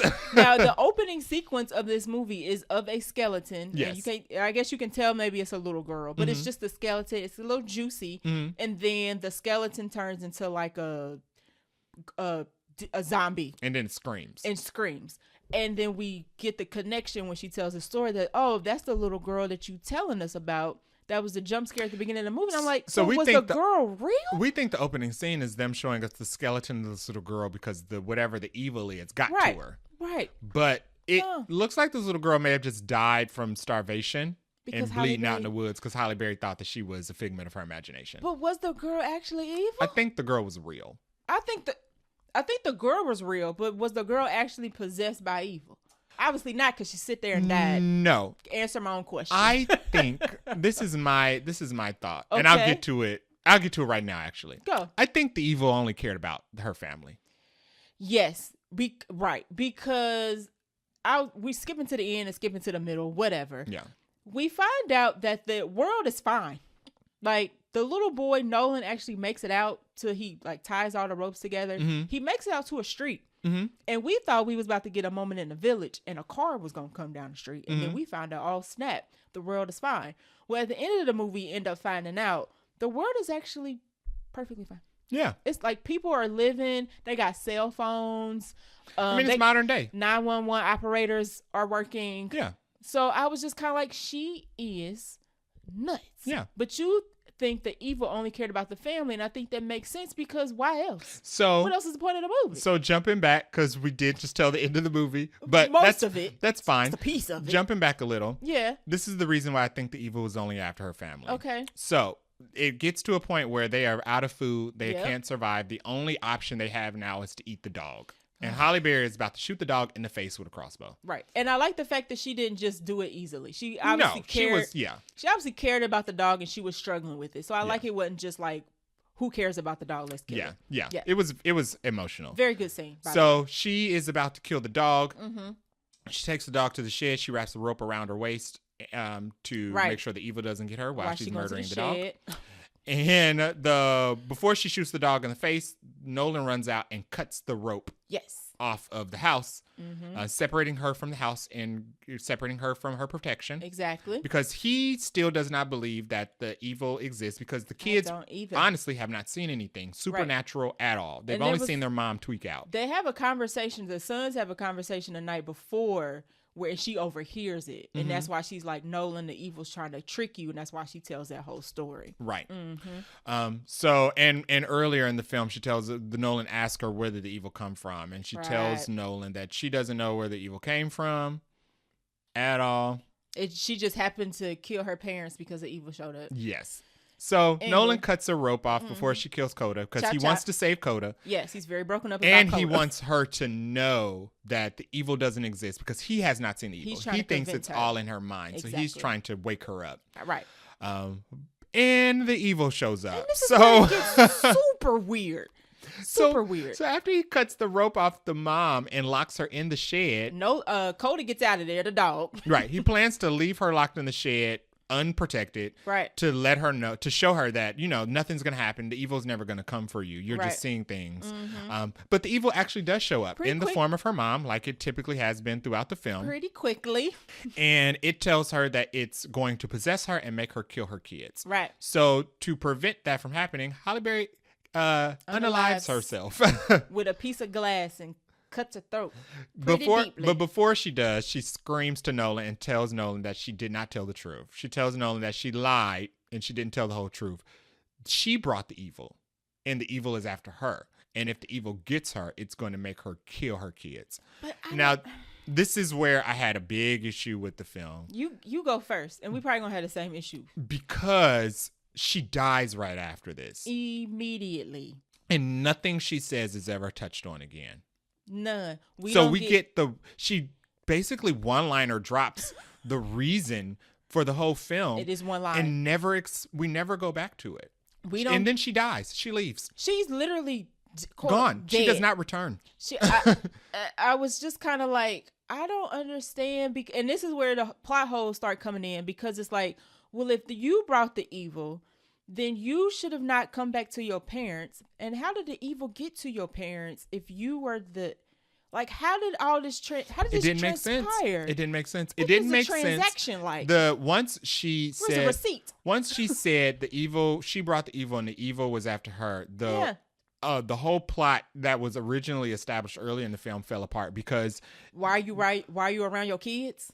There's too many things happening. Yes. There's the what's happening is her mom might be crazy. Sure. Because her mom had the same affliction and saw the same saw the same type of evil. Okay. That was driving her nuts before Halle Berry killed her. And a dad. Halle Berry is the only person who still sees that. The dad doesn't. Dad didn't believe her. Dad didn't see it either. Right. Her, and we saying granddad, I guess, in this case. So her granddad didn't believe it either. So it only affects the mom. Yeah. It only affected Halle Berry. Okay. So there is, maybe it's in their mind, but then there's no, it isn't, because this evil is here. Yes. Because the evil actually shows up in a different form. Once Halle Berry kills herself, and she's the only person who has been we thought hallucinating the whole film. Right. We still have like 45 minutes left. Right. So you were like, well, she got to show back up because she in the trailer. Yeah. And I was like, she's got to come back. I was like, oh yeah, you're right. We still got 41 minutes left for this movie. So the kids end up. So Sam is like, the kids are broken up because, Halle Berry has unalived herself. Their mom is gone. They left alone. No food. A hiker comes by because he hears Nolan screaming for help. Once he gets to the road and nobody's there. The hiker comes to, or biker, hiker, whatever you want to call him, comes to the house and he's like, hey, do you need some help? Now the kids look super weathered. I mean, their eyes starting to get sunken in. Yeah, because Holly's dead. They already were out of food before Holly died. Exactly. The last thing they were going to eat was the dog, and then they saved the dog. So now they have they drinking tea. They literally just drinking tea to survive. They were eating tree. literally, and she was seasoning it with salt She and was pepper. cooking the tree bark with cinnamon and maple. That was the last thing they had before she went. Yeah. So the stranger comes. Sam is now officially, because remember, Sam has always been, I believe mama, I believe mama. Mm-hmm. So Sam thinks that the evil is now this stranger. Mm-hmm. And Nolan's just kind of like, Sam, leave him alone. Because he thinks the evil, Halle Berry told him, it presents itself in a form to get you to He's literally now mama at this point of the movie. And then he ends up killing the stranger because he thinks the stranger's evil. Come to find out, the stranger has a daughter because Nolan ends up getting his backpack, which does have food in it, and his wallet. Sam sees that he has a daughter, and it's just a little girl with like blonde hair or something. Mm-hmm. And then the little girl with blonde hair shows up to their house. Yeah. And you just kind of like... At night, in the middle of the night. And she's like, oh, my dad left, and I've been looking for him. And it's kind of like, girl, how did you end up here? The evil somehow takes the form of this little girl. Well, we know why. Why? The reason he could see the evil and he could see the little girl is because he saw the picture of the girl in the dad's book bag. But I said that don't make no sense. Because it wasn't actually the little girl, it was the evil. But the evil took the shape of the little girl because he had just saw a picture of the little girl. And he felt guilty for killing that man. He did. Because, so that's what the evil was doing. Right. And Nolan, and Sam actually does take off the rope because he's trying to reach the little girl, like chase, because the little girl's like, how do you have my dad's stuff? And I think at that point, Sam stopped believing in the evil. Okay, maybe. Because Sam has got like hunger pains at this point, and he real broken up. Yeah. So I guess the evil takes possession of the little girl, but it never explains why Nolan, through the whole movie, never sees the evil. Never. Maybe it's only... Well, I guess maybe at the end. Maybe it only affects you if you believe. And listen, y'all, this is the plot holes we talk about. But there's so many... So maybe it's family, but it can't be family because you're right, it didn't affect Nolan. It didn't. Maybe you have to believe it. Maybe if you don't believe... You're just ignorant to the because fact that the it's dad around. didn't believe, and the evil didn't kill the dad. Halle Berry killed the dad. Right, which once again, we kind of skirt over because they don't explicitly say, we just see a hole in his back and her eating somebody. Maybe it's about belief. Because the man in the woods that they killed also didn't get killed by the evil. He got killed by them. Exactly. So he made it all the way through the woods. I know. He was like, I shouldn't have helped y'all. Because we know for a fact evil is there. And it is real. Because it is terrorizing them. But the man made it to the house and they killed the man. And the little girl we know is evil because she ends up... turning into a centipede and crawling up a tree. Right. So Sam tries to go chase the little girl because the little girl's like, I need to go. Like, you've done something to my dad. But the little girl starts running around in circles. Yeah. And at some point, she turns into the evil comes out, I guess. Evil reveals itself. And my eyes is covered at this point. So I'm like kind of seeing it, but kind of not. But I'm you're describing it to me. And she's crawling up the tree like a centipede. So it's just a white tree standing out in a clearing. And then you see one hand come around the tree and then another hand and then another hand. Like 8 hands. And it's like 8 hands. And then it starts crawling up the tree. Right. And then it disappears. And then the camera shows behind Sam. Right. And you see her centipede form crawling down a different tree. I missed this part because my eyes was fully. I was like, I don't want to see. Yeah, you see her in centipede form crawling down like Spider-Man down the tree, and she pops up behind. Now her. Here's another confusing part. Through this whole movie, they've been setting up snakes. So Sam finds a snake skin, like it's obviously shed its skin. Halle Berry has a real big snake tattoo on her back, and Nolan asks her about it. And she says, "Oh, this is from a different time and a different life, or whatever." When the evil takes forms, it hisses and has a snake. Her tongue. mom has a snake tongue when she hisses at her, the ghoulish mom or whatever, and the little girl. Right. But for some reason, she turned into a centipede. And I was like, no, why are we happen animals here? I don't know. It just didn't make any sense. They found a sense. snake skin in the woods. Yeah, Sam found the snake skin. So, anywho, Sam was officially turned. Yes. Because the little girl gets a hold of him. Now, Sam is officially trying to kill Nolan because that's what at this point, I'm like, oh, so... Mama was right. So the evil actually does exist, and Nolan was actually wrong. The evil has possessed Sam and has locked Sam up in. Possessed Sam, has locked Nolan up in the house, and Sam is burning the house down with Nolan on the inside. Yeah, so he's trying to kill his brother because literally. the house is the only place that the evil can't I guess, go. Well, I mean, it could go into because it possessed Sam. It could have went to the house, but he's like, you know what? The house is the only evil repellent thing left. I'm smart, so I'm gonna burn down the house. It's gonna burn down the house with Sam in it. With Nolan in it. Right. While Nolan's in the house, trying to not be burned alive, he sees visions of Halle Berry. So Halle Berry has returned to the film in the form of a ghoul, but I don't think it's Halle Berry. So he can now see evil. I think now that he believes that the evil is real. Okay, we're back. We're coming back to full circle. He can now see it. Okay, I'll take you up on because that. The whole movie, he did not believe, and it was justified because he didn't see anything. Like, literally, he didn't see anything. But Sam didn't see anything. Nolan never saw anything supernatural the whole movie. So it made sense that he wouldn't believed. Sam didn't, but Sam had blind faith in Halle Berry. Okay. Oh, so you're saying once he believed it for real, once she died, now he's like, I think once I have my own concept of it. Once he saw Sam apparate from behind him and then be in front of him and then turn the car on wirelessly, I think that's when it kicked in for Nolan that the evil might have been real. Okay. And that's when he started seeing Halle Berry. Because the evil can jump from place to place. Right. So I don't know how, but sure. While the house is burning, Nolan is confronted with the evil that has taken the form of Halle Berry. Yeah. And it is trying to get Nolan to come over to his side. Yeah. Nolan does not go for that. And he tricks the evil into a trap. So inside the house, they have this prayer closet, but it's a prayer hole. It's in the floor. It's in the floor, though. It puts the lotion on its skin. Yeah. Where they go into like this prayer closet that's in the floor, and they close the door and they say some chants, and it's supposed to expel the evil remnants from their body. Not explained very well. But anyway, he tricks the evil into thinking that he's in the closet. The evil opens the closet. I don't know how you trick a spirit. That was smart enough to burn the house down. He also tackled the spirit. Yeah, like a down into the closet. Mm-hmm. So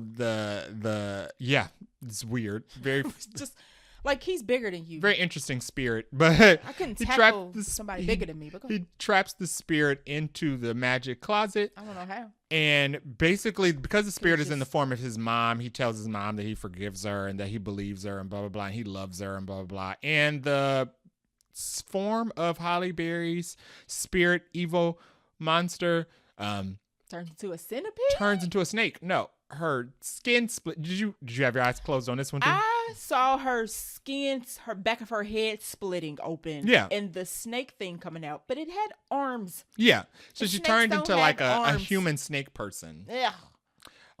Where she it was just weird. A big yellow boa kind of burst out of her back and spine and her face. It was kind of like Alien. Almost. A little bit. It's kind of like a chest burster a little bit. But it pops out of her body. Yeah, it's like a little xenomorph that could. Turns into a snake woman. And it hugs Nolan. And then like disintegrates like Voldemort. Yeah, they're like tussling for a little bit. Mm-hmm. And, he's trying to keep her and she's trying to keep him. And the door is actually not that far above their head. So I don't know why anybody just knock it open so they could get out. It was strange, but you're right. It does disappear like in Harry Potter when Voldemort finally It does. goes It away. Disappears into like pieces of ashes like Voldemort. Once again, don't know how. Don't know. We don't even know what he did. So was it the power of love that got rid of the evil? Like, he's not doing a chant. He's not saying a prayer. Is he saying a prayer maybe? Was he saying a prayer at that point? No, he doesn't. Child, we don't know. We don't know how he exorcised the demon. The evil turned into ash. Yes. And it's just kind of like, okay, sure. So the movie ends with search and rescue showing up at the house. Yep. The man they killed was able to at least dial 911 before he bled out in the woods. Yes, we did see that happen. And they stole the baked beans off of him. So he was able to call 911. Poor man, I feel bad. By the end of the film, fire and rescue made it to the house. They rescued the boys. Yep. So both of the boys are alive. Nolan looks over and sees Sam in the oxygen mask. But we do get a final shot. Yes. And that is of a picture, a shot of a Polaroid picture.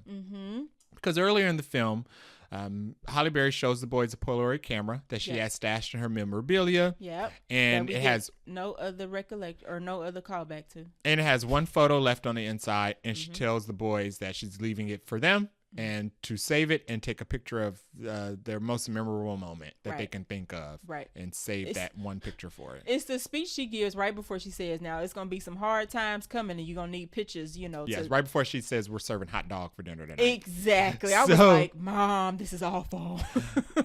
So the final shot of the film we get is a selfie, which is funny. I don't know how he knows the concept of taking a selfie with a Polaroid camera. I don't know how he know how to use it, but go ahead. But they didn't even know what a camera was. They sure didn't. But or what a picture was. They didn't even know what a Polaroid camera was.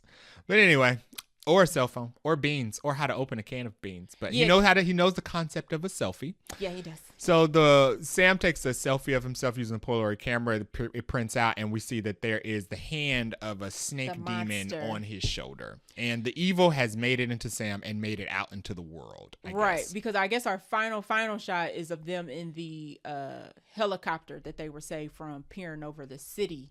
And Sam's last words that we hear is, "She was my favorite." Because earlier in the movie, Sam whispered that to Nolan, saying that I'm mama's favorite son. And we don't really get any context of why he would say that. But I guess we're supposed to say that the reason why the evil jumped to him is because mama was his favorite, but was mama the evil the whole time? Yeah, so here's my issue. Understand. This movie had major writing issues, and the writing issue was that it was missing a lot of the writing. I just didn't understand it. There's too many things that need to be explained here. Yeah. There's too many things that this movie is about. Then none of them are explained. So it's about Halle Berry. Yes, but we don't get any backstory on who Halle Berry is, what she did, how she met the dad, and why she felt like she had to kill him. We don't get any backstory on who the dad is. We don't get any backstory on what her past life was, what she did to bring the evil, and why the evil was only after her. We get constant holding shots on the random snake tattoos on her body, but they never talk about them. The son asks her one question about it, and she just says, "Oh, it's just like a fun tattoo I got." She never elaborates on any details that has to do with her life. We don't even know where they are, like what city they in. That would have been interesting. Wikipedia says it's in British Columbia. That would have been nice to know. So that's where they are.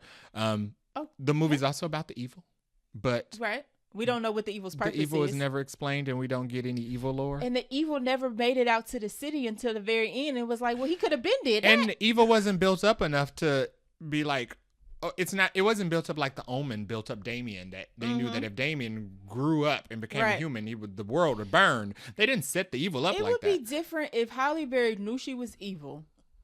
I don't know why she would keep herself around her sons. But if she knew she was trying to keep the evil from getting anywhere. So she was like, I'm going to keep myself here. I love my sons, so I'm going to keep my sons here. But we can't leave because if I get out of here, all heck going to break loose. Yeah, I have a note. And then if the stranger showed up, the evil tried to get the stranger and they tried to like keep the stranger from leaving or something like that. I have a note. And I said, this is Ares at the end of Wonder Woman, where you find out there really was something pulling the strings in the background all along, but the whole movie frustrated you because it made you think that Diana was a child. Listen. That was so frustrating. I liked the first Wonder Woman movie, but that was my main complaint, was the fact that you spent the whole movie making Wonder Woman seem like an idiot, and then at the end, that's all she did and then at the end, she was right. Right. And then you feel like an idiot for thinking that she was an idiot. That's me. And that's how I felt in this movie. I thought Nolan was right. I was like, Nolan, she is crazy. I'm with you. And at the end, he was like, no. Oh, the evil does exist, but why? And what's his purpose? Yeah. What's his job? Does it work a 9 to 5? So the whole movie, I'm thinking Halle Berry is a nutcase. I did. And that she's torturing her kids for no reason. And in the end, it's unsatisfying. It could have been both. She could have been a nutcase, evil monster eating people. Why does she have her kids? Who knows? Why did she kill the dad? If you knew that you were a snake person, why keep your kids around you? And if there is an evil out there, is it related to you being a snake person? Because why is the rest of the world fine? Yes. Why is the rest of the world fine? There is something after you, but you are clearly also bad. You are a monster of some sort. Because if she kills herself to save her kids, but then it's kind of like, well, what did you expect the kids to do without you? Like, you thought they were going to survive? They're like 10. And you think that the evil not going to get the kids on their own? Or it's like, why would you do that? If she's an evil snake person that also eats people. Yeah. Because that, or just bites, because she ain't eat that man. She just bit. She killed the parents and killed the dad. Yes. So, but the movie tries to portray her that she's also bad. I don't know what the why would the evil want her? There's too many confusing things. Why would the evil want the kids? Well, the Nolan said the evil wanted the kids because the kids are full of love. And the evil just wants the love that's inside of them. That's what Nolan said. That's what Nolan said. Evil actually want the kids for? Who knows? Because if it got the mama, the evil told Halle Berry it was going to make her eat her babies. Why? I don't know. Go find somebody Why else. was Halle Berry eating people before the evil got to her? Why did she eat the dad and her parents? Right, because if she was actually evil, then she shouldn't have been nowhere around them kids. Yeah, if she knew the evil only wanted her. Right. And she brought the evil. Send them off to boarding school or something. Yeah, so it didn't make sense if she knew that she brought the evil and the evil only wanted her, and she knew that the rest of the world was fine.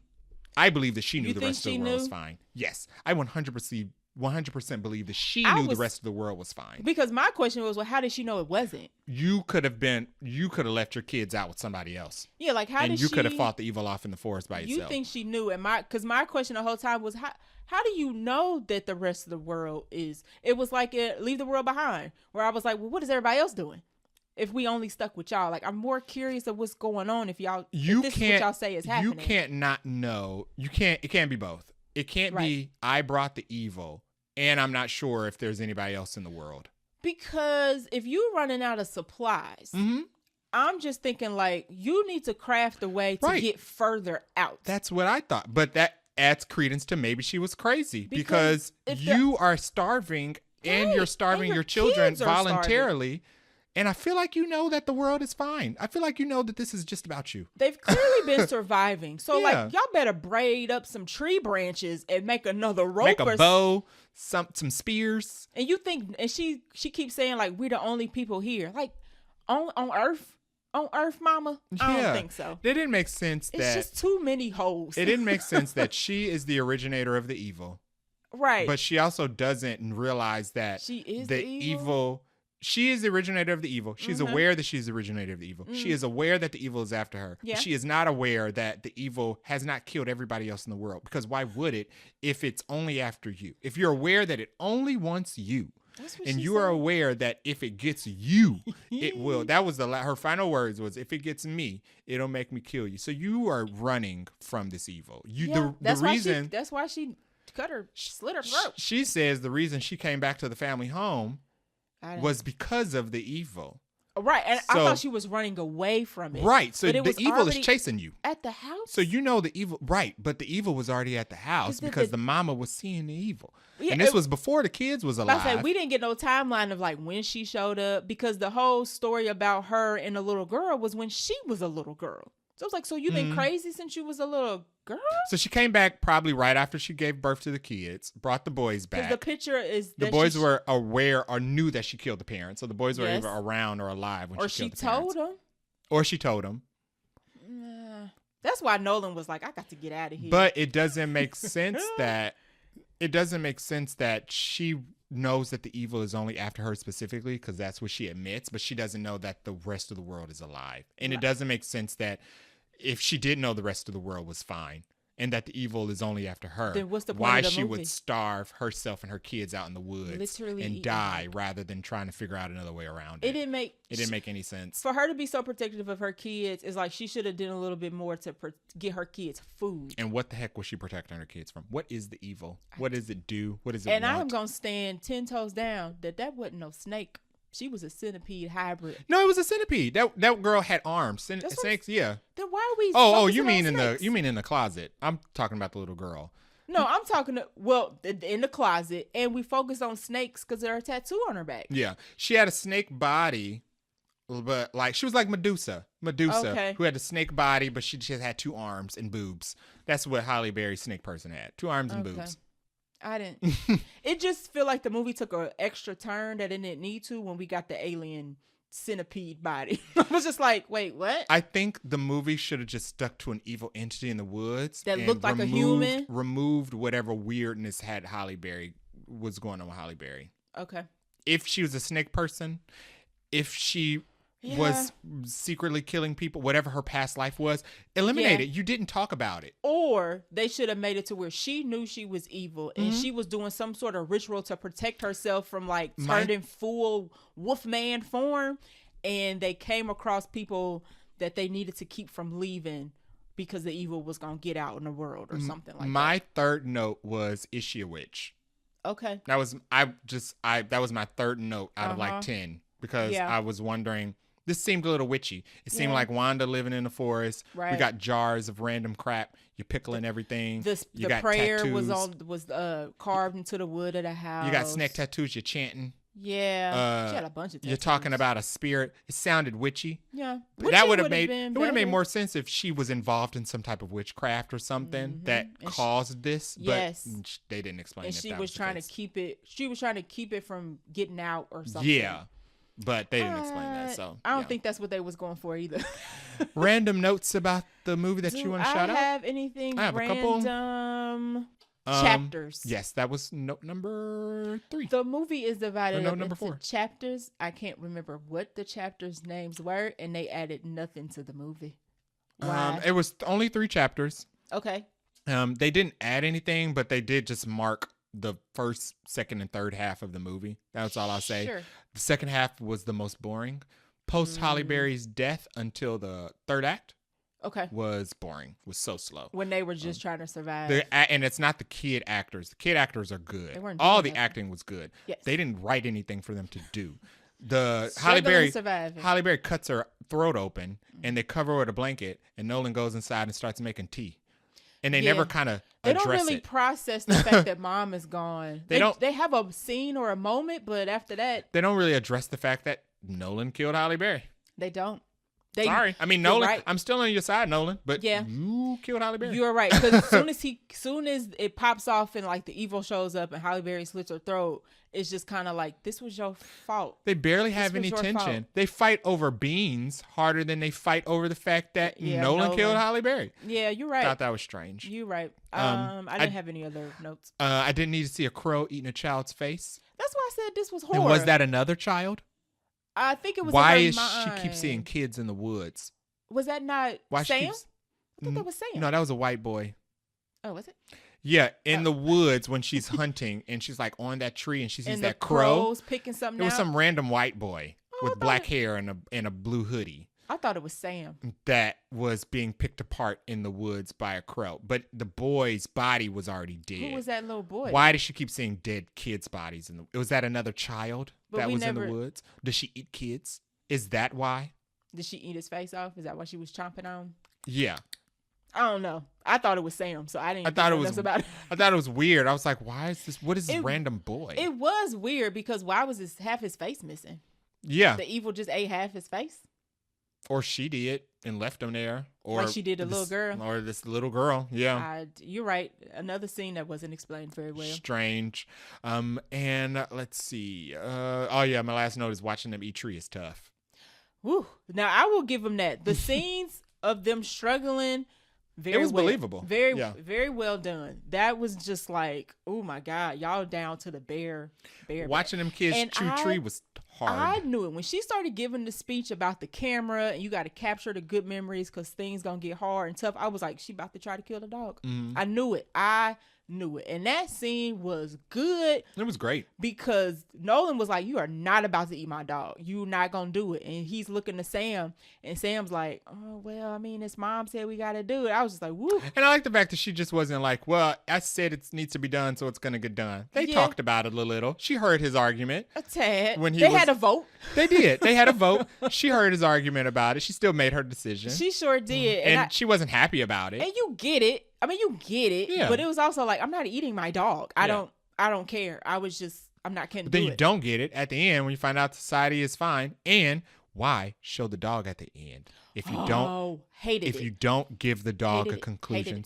Hated it. Second thing that the movie kind of cliffhangers at the end of this film, the dog. So after Halle Berry dies and Nolan saves the dog exits the movie. It goes out and stays in the forest because it avoided death. Right. And the evil doesn't care about animals, so the dog is not in danger. Right. One of the ending shots is the dog chasing the helicopter that's flying the boys out of the forest. But the dog's not going to catch the helicopter. So we basically get a scene of the dog's going to die in the forest alone. Being abandoned. Yeah. I was like, no, why did we need to see the fact the that dog that Nolan killed Halle Berry for is going to die in the woods by itself. And this is a family dog. Like and it's old. The dog, right. And the reason why she's saying, you know, the dog is old. He's going to not be here very long. You know, we got to make this sacrifice. It's a family dog. Yeah. And y'all left. He calls them his best friend. Why would we write to leave the dog? And that was his whole purpose for why show us chopping off his mama's rope. Yeah. I didn't like that. That was dumb. I hated that part, actually. All right. Favorite line and scene. My favorite scene, going back to the dog, my favorite scene is going to be the we got to eat the dog conversation, because it was so well acted. You could tell Halle Berry was she set it up. She could tell that she was, you know, making the best choice she thought that she could. You could tell Nolan was super upset, and you could also see that Sam was like conflicted because he didn't want to go against his brother, but he was also kind of like, Mom said we got to do it, so we got to do it. So that whole scene was just very well acted, and that's mainly the reason why it's my favorite. Did I have a favorite scene? It was very sad though. I was like, no, please don't kill the dog. I don't know if I have a favorite line or scene. Ugh, that means you don't like that movie. Not too much happened.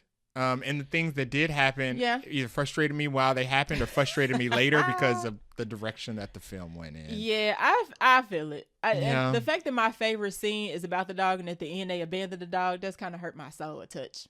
Just a little bit. I didn't like it. Y'all should have wrote that out. Yeah, no. Final words about the movie and our rating. This movie was unfinished. Okay. This movie was missing a lot, unfortunately. Yeah. There was no exposition. You can't do no exposition. You can't do no show, no tell. Right. I was going to say, you cannot show us either. But then just tell us like, hey, this movie is about an evil. These people are going to try to survive against this evil. But the evil might already be here. But there could be something else going on. But we're not going to tell you. We're just going to leave hints that maybe something else is also and going on. And the world is fine. Yeah, and the world is fine. I guess. What are your Nicole Kidmans? I'm going to give it 2. Ooh. I am. I'm going to give it 2 Nicole Kidmans. Anything good I have to say about this movie is the acting. Okay. I thought the acting was really good. Halle Berry did a very good job acting. The kids did a very good job acting. Agree. They didn't get a lot of things to do, though. The writing was bad. Okay. I wouldn't even say the direction was bad. I think the way it was shot and the shots that they chose, how it was cut together, I think that was fine. Oh, yeah, I agree. Set, costuming, sound, all good. Ambiance, all of that was there. Definitely had the ambiance. But that script was missing some pages. You said a whole chapter was gone. I'm going to give it... Oh, this is hard. I'm going to give it 3. And I'm going to give it 3 because the acting for me compensated for the plot holes. 1 star per cast member. Boom. There it is. Because our main 3 did very good. I'll bump it up. I'll give it a 3. I'll give each of them a star. Okay. So Holly gets a star and the kids get a star. Okay. And it's obviously the 2 is coming off before the plot holes. And then the whole morphing into the evil centipede, it was just weird. I was like, why are we taking this We'll just never know. We'll never know what the evil was. We'll never know who brought the evil. And we'll never know whether the evil was just, or both. Was Holly crazy and there was an evil? Or... And maybe that's what the movie was supposed to do. Was it just one thing? Or was she the evil? And then it's just kind of like, well, now that the evil is in the sun, what are you about to do? And they didn't set the evil up to be this world dominating force. Exactly. So he just gone. He's just going to be a menace in his local town? Maybe. But they don't have nobody. Right. So what is the ending? Menace at the orphanage? I don't know if they purposely were trying to set up like a 2 or whether it was more like one of those movies like, oh, we want to keep you guessing. But I was like, I don't want to guess. Don't set anything up. I don't want to guess. I want you to leave me whole. Yeah. How about that? Yeah. So 3 for both of us, 1 for each of our actors. I'm going to say, wait for streaming. Sure. Wait for streaming. I do think that the kids deserve to be seen. They were good actors. I do think this was a good performance by Halle Berry. I don't want to see another thing written by Kevin Coughlin or Ryan Graspy ever again. I was gonna say because they don't finish writing things that they start. Yeah, I hate to say it, but I would wait for streaming because it's at least like you said, it looks good, the acting's good, it's pretty spooky, thriller, whatever. But The plot hole is kind of like a Parallel. Parallel had a lot of plot holes, I think, but I still enjoyed it. And at the end, I was kind of like, I'm mostly satisfied with this. It left a little bit of like questioning, but I was like, I'm cool with it. At least, yeah, you're right. But this was kind of like, what? What is the purpose? Yeah. So that is our review for Never Let Go, featuring Halle Berry. I'm going to still do my dance. We're still excited about you, Halle. We still love you, Halle. What are we watching next week? Next week, we are watching another banger, Megalopolis. I almost said Metropolis. I keep wanting to say Metropolis. Megalopolis. You know what's funny? This is also, I think, Lionsgate is also distributing this. Is it? I think so. Let's look. Because Lionsgate didn't had film library. Borderlands, this. I don't know how Megalopolis is about to do. I think they was also behind Boy Meets World. Boy Kills World. Yeah, but Lionsgate has their distribution list all the way up to 2029. Good to God. Oh, goodness gracious. When does Megalopolis come out? Next week. Yep. It's like, they also did Amber Alert. Amber Alert. What is that? That See? That exactly. Tyler James Williams movie with Hayden That Panettiere. they didn't promote either. Yeah. Is that out already? Comes out September 27th, same day as Megalopolis. Man, Lionsgate's got a lot of things issues. coming out. Somebody about to next news break. We're gonna be like, CEO of Lionsgate steps down. Untitled Dirty Dancing sequel is coming out in 2025. Why? By Lionsgate. I don't like it. Although I think I did hear about that, unfortunately. Oh. No. So, okay. Well, we are going to see Megalopolis next week. We are excited to be confused. Okay. Oh, The Crow, not Boy Meets World. Lionsgate also did The Crow. Boy Kills World. Stop calling that movie Boy Meets World. Sorry, you know what I meant. Oh, and Lionsgate also did The Killer's Game with Dave Bautista. Who's going to buy Lionsgate? That's interesting.